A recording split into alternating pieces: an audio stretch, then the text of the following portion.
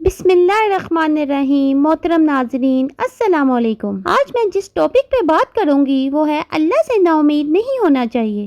ابو ادریس خولانی نے حضرت ابو ہریرہ رضی اللہ عنہ سے انہوں نے نبی صلی اللہ علیہ وسلم سے روایت کی کہ آپ صلی اللہ علیہ وسلم نے فرمایا، جب کوئی بندہ گناہ یا قطع رحمی کی دعا نہ کرے اور قبولیت کے معاملے میں جلد بازی نہ کرے، اس کی دعا قبول ہوتی رہتی ہے۔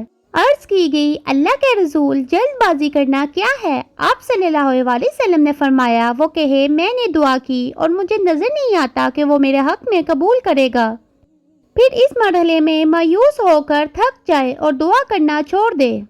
انسان کی دعا اس وقت تک قبول ہوتی ہے جب تک وہ گناہ کی دعا نہ مانگے، یعنی جب تک وہ کسی ایسی چیز کی دعا نہ مانگے جو اس پر حرام ہے۔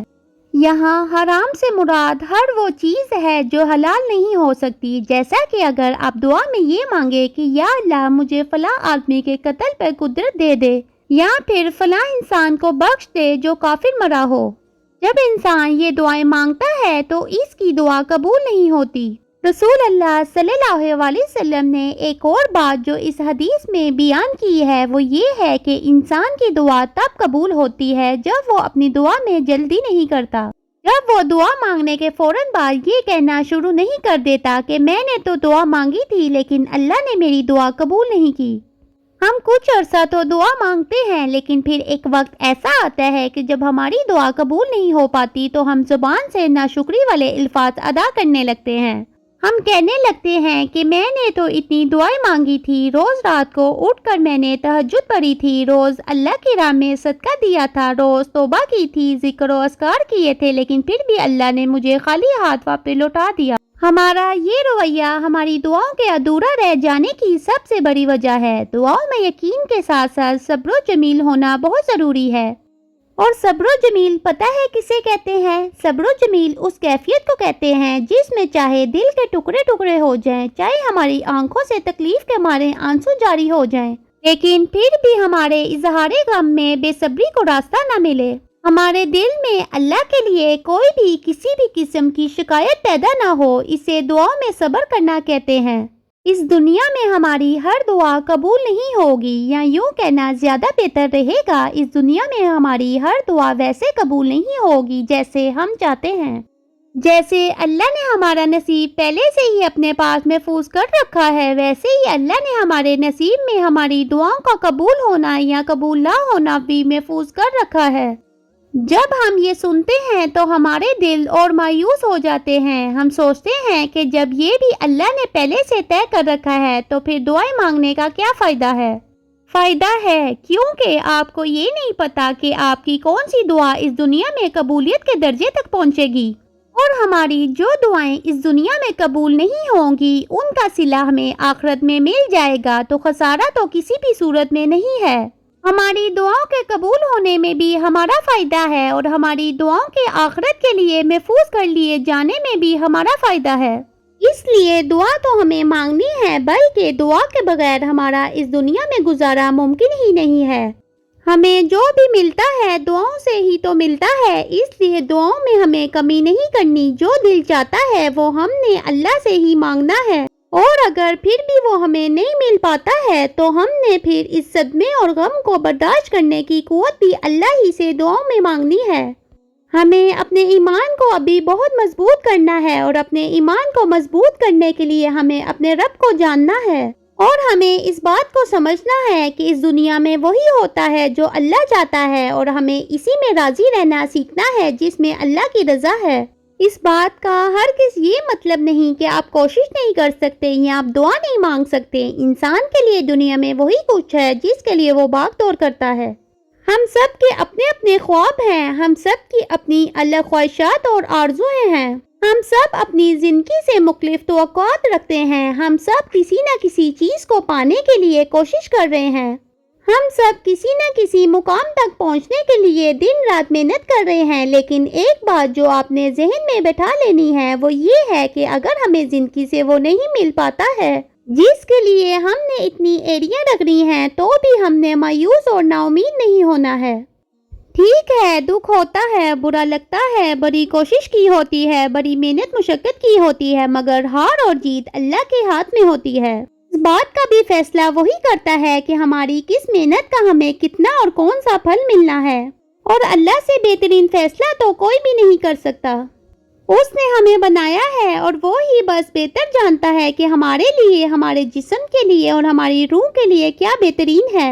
اس لیے ہمیں ہر حال میں اللہ پہ بھروسہ کرنا ہے۔ دعا صرف دنیاوی چیز حاصل کرنے کے لیے نہیں ہے، دعا اس سے کہیں بڑی اور پر اثر چیز ہے۔ دعا ہمیں اللہ سے جوڑتی ہے۔ دعا ہمارے اور اللہ کے درمیان رابطہ ہے، جس رابطے کے ذریعے ہمارا اور ہمارے اللہ کا تعلق مضبوط ہوتا ہے۔ جب آپ اللہ سے دعا مانگتے ہیں تو آپ اللہ کے قریب ہو جاتے ہیں، تو پھر مایوسی کا تو سوال ہی پیدا نہیں ہوتا۔ ہم اس دنیا میں صرف اسی ایک تعلق کی حفاظت کرنے ہی تو آئے ہیں۔ آپ اور میں یہاں بس اسی ایک رشتے کو بچانے کے لیے یہاں موجود ہیں۔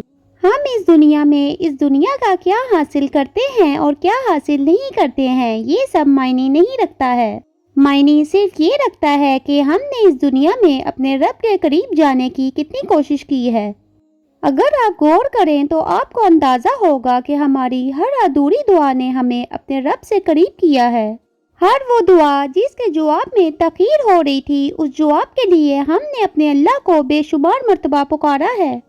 اس دنیا میں کامیاب وہ نہیں ہے جس کی ہر دعا قبول ہوئی ہے، جسے سب کو میسر رہا ہے، بلکہ اس دنیا میں کامیاب وہ انسان ہے جس کی قبول ہونے والی اور ادھوری رہ جانے والی دونوں دعاؤں نے اسے اللہ کے قریب رکھا ہے، جس کا ایمان اتنا بلند ہے کہ اس کا دل کبھی اللہ کے رحم سے مایوس ہوا ہی نہیں۔ اگر آپ چاہتے ہیں کہ آپ کی دعائیں قبول ہوں تو آپ کو اپنی دعاؤں میں اثر لانا ہوگا۔ دعا مومن کا ہتھیار ہے، اور کوئی بھی ہتھیار ہمارے کام کب آتا ہے جب ہم اسے مضبوط ہاتھوں سے استعمال کرتے ہیں۔ آپ اگر چاہتے ہیں کہ آپ کی دعائیں سیدھا قبولیت کے نشانے پر لگیں تو آپ کو وہ دل مضبوط کرنا پڑے گا جس سے دعائیں نکلتی ہیں، اور دل کی مضبوطی کے لیے آپ کو اپنا ایمان مضبوط کرنا ہوگا۔ اگر آپ کے دل میں برائی ہے، آپ کی نیت میں پختگی نہیں ہے، آپ گناہوں سے گھرے ہوئے ہیں، تو آپ کی دعاؤں میں بھی اثر نہیں ہوگا۔